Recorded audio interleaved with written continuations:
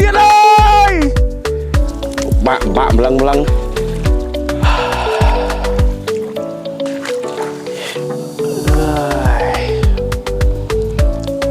stress ពេក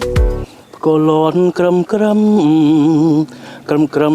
ក្រហមគ្មានភ្លៀងអស់អោធម្មជាតិមិនទៀងអនិច្ចាវាសនាអ្នកស្រា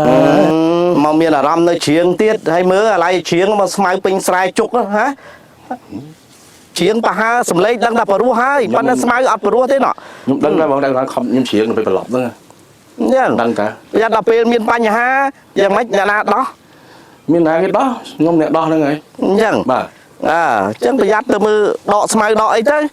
មកបើអញ្ចឹងមិនស្រែមិនដែលបានផលគេ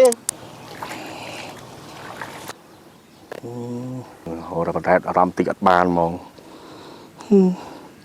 ស្មៅទៀតអើ